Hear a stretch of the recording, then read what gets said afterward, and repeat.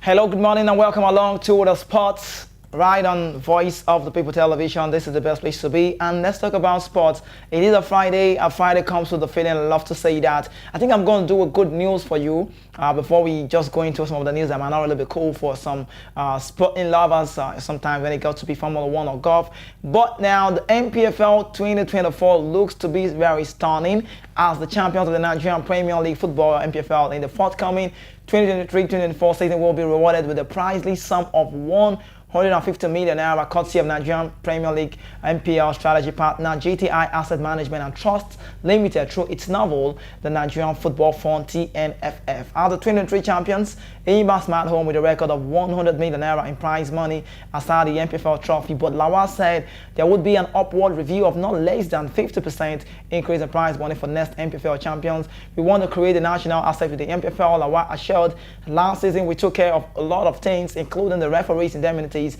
and also other official real time, took care of the production and also took care of the broadcast because we put the NPFL on television and also took care of other logistics in the course of that maiden abridged season.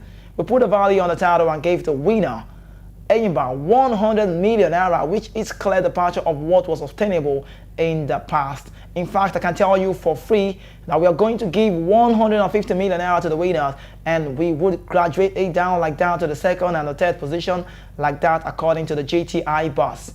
About 1 billion naira was spent on the abridged season that saw Enyimba Remo Stars and also Rivers United occupying the top 3 position, but he reckoned that there would be a bigger financial outlay come next season as the NPFL would expectedly run its full circle. We spent close to 1 billion naira to put together the abridged season, but we would spend conservatively, 5 billion naira for the upcoming season starting in August. Lawal further said there is so much going in that space because of the structure we have built through the Nigerian Football Fund (TNFF) that is governed by the Nigerian Security and Exchange Commission, and it's not only about GTI money, but because we have a lot of structure through the TNFF, and that attracts financial liquidity into that space. The beauty of it is that all the naira and dollars are being accounted for to go in with a transparency manner, because every investor is expected to return to his investment, because this is a big business and there's so much creativity and spending going on in the league next season. As I said earlier, we are going to commit 5 billion spending into the NPFL in the coming season, Lawal said. Good news, okay? Really nice to talk about this one. And still on the local news, I got this one now. Rivers United stand-in coach Ndubisi Ndoka has lauded the organizers of the Niger Super 8 competition. Ndoka praised the organizers in the post-match conference following the Rivers United and Yobe Star game. The GAFA, the Port Harcourt-based club, defeated Yobe Stars 1-0 on Wednesday at the Mobolaji Johnson Arena right there in Lagos on Akers Stadium. Kazie Ejinaya scored the lone goal for the game in the 25th minute, brought from a corner kick by Emmanuel Ampia. Both teams have already crashed out of the competition prior to the game, as Aqua United and Lobby Stars had booked their place in the semis. Lauding the organizers of the 8-team competition in the video posted via Rivers United Twitter handle, talking about Ndoka. Ndoka said, there are a lot of things to pick from this competition. I want to tell you that I want to encourage the organizers and sponsors of this competition, and while the AMC are trying to regularize our league and put things into shape, Rivers United finished first in the MPL Group B with 34 points from 18 matches in the division. However, the club finished third in the Super 6 playoff with 9 points after 5 games. We're not talking about Rivers United anymore now. We're not talking about them. They're out of the Niger Super 8. I'd like to talk about the recent now. So moving on to this one now, Nigeria Super Eagles have been drawn in Group C alongside South Africa, Benin Republic, Rwanda, Lesotho, Zimbabwe for the 2026 FIFA World Cup qualifiers. The African qualifying draw will be for the 2026 World Cup will be co-hosted in USA, Mexico, and Canada. Also was held in Abidjan, and that's Ivory Coast on Thursday, July 13, 2023. It will be a reunion between the Super Eagles players and the former Ghana draw, the former manager, who is now the current handler of Benin Republic. The German coach led the Super Eagles to qualify for the 2018 World Cup in Russia, where they crashed out in the group stage. The last time the three AFCON faced South Africa in the World Cup qualifier was the race to that 1994 edition.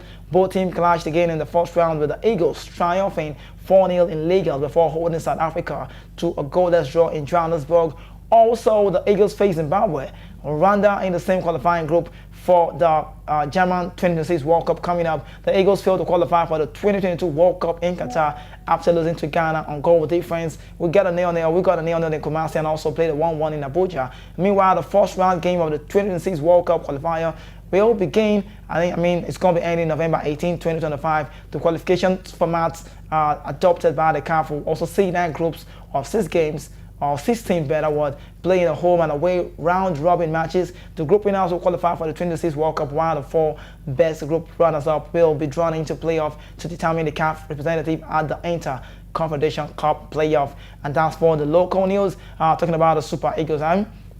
We want to see them do it right. We want to see them go out there to give out their very best. But come with me now. Let's talk about tennis. How well have you been following the world of tennis? It's about the Wimbledon 2023, and I've been a fan of this. I talked about Ons Jabeur yesterday on the show, and I was saying I'm so in love with the craft of this Tunisian lady.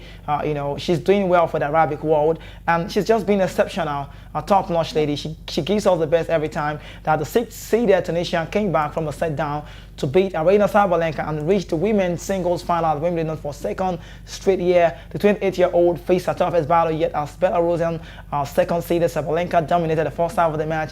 But Ons Jabeur eventually fought her way back to win 6-7, 6-4, 6-3 in London on Thursday. And I want to let you know for free, it was really an enthralling display of power versus tenacity as the big 7 Sabalenka kept Jabeur on her toes until the last point of the match. After her win, Jabeur credited spectators, most of whom were behind her, for helping her stay alive in the semi-final at the center court of the All England Lawn Tennis and Croquet Club. The crowd kept me in the match because it was really, really difficult to deal with Sabalenka's serves and shots, she said. Crowd on the edge about Sabalenka 25 set the tone in the first set with nerves, with wonderful serves that often crossed the 193 kilometers per hour, that's approximately 120 miles per hour, marked and left Jabeur with no option but to try to fire baseline shots of her own. Both players had serves in the set that kept the crowd on the edge of the seat.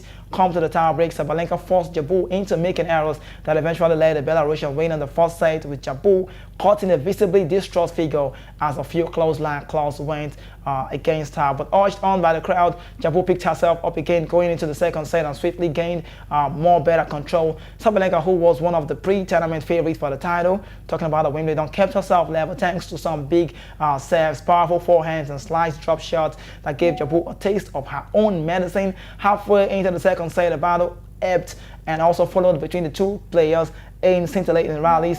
Jabeur arms, the Tunisian lady, eventually broke Sabalenka for the first time in the match, and the crowd was on its feet when she eventually won the set and put her hand on her ears and appreciated all the thunderous applause she got at that very time. It was a complete turnaround from the first hours of the match when Jabeur was struggling to match Sabalenka's power, and she said, "I'm learning to convert bad energies to good ones, so I kept pushing myself." Jabeur said that in the post-match comments.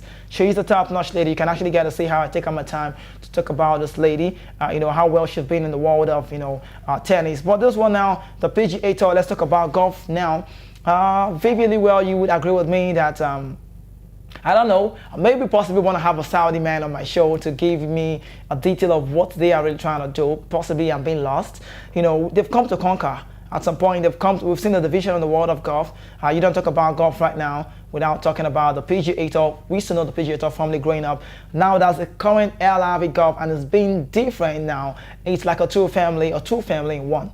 Better what to say. Well, I got this now. The PGA Tour and LIV Golf had agreed to stop poaching players as part of their framework agreement by the Justice Department, demanding that a clause be dropped from the deal. The PGA Tour and the Public Investment Fund of Saudi Arabia have agreed to remove the non-solicitation clause of the recently announced framework agreement, part of requests by a Department of Justice. Moving on, the division and also the decision to remove the clause was first reported by the New York Times and confirmed by Sports Illustrated as part of the DOJ's Arbitrators review of the PGA Tour that started back in 2022, which is looking into the PGA Tour and LIV antitrust concerns. The framework agreement was sent to justice at some point between the date of the execution, May 30, and also the June 8 announcement. After a review of the agreement by justice, the later was sent to the PGA Tour and PIF on July 6 asking for a removal of the non-solicitation clause. The PGA Tour and the PIF agreed to do so in a July 12th response letter. Now, the clause was one of the only definitive parts of the framework agreement, which forms the basis for the two sides reaching a definite and also definitive agreement by the self-imposed deadline of December 31. Removing the clause will likely have a later impact on the tours, as it's unlikely that any PGA Tour player, especially those in the LRV, might convert, would want to leave the PGA Tour with lucrative FedEx Cup playoffs starting in August 10th in Memphis, and also and the Ryder Cup bet available shortly thereafter. Also, it would make little sense to LRV or for LRV to make any overtures to a player while the PIF negotiation and agreement with the PGA Tour is ongoing. The framework agreement effectively ended all hostiles between the parties and outlined a framework for the for-profit entity in which all parties would have ownership, interest, and also into which they would transfer their assets. Now, the company today is known as the New Co. Since the announcement of the agreement, one provision of the agreement was executed, and that's the settlement of litigations. In Section 6 of the Framework Agreement, according to the World of Golf, titled Settlement of Litigation, Non-Solicitation section, both sides withdrawing from all litigation, both at the Federal District Court level and also the 9th Circuit Court of Appeals. Looks quite lengthy, looks very quite lengthy on this one. I don't think I can actually get to bring this to an end for you, but it's about what is really going on in the world of golf, and you know, it's amazing to say this, but let's talk about boxing on the show. And I have to say this now, real record now real. When it comes to boxing legends, some swears that Mike Tyson has the cream of the crop from the last century, but guess what? Even Iron Mike himself is tipping his hat to the one and only Floyd Mayweather, calling him the ultimate pugilist of the past 100 years. During one of the episodes of the Hot Boxing podcast, Tyson showered praise on Conor McGregor, the former UFC champion, for going toe-to-toe with Mayweather. Tyson couldn't only help but gush about Mayweather, labeling him as the greatest fighter in the last 100 years of boxing. He even acknowledged McGregor's efforts, saying he never really had a boxing match in his life.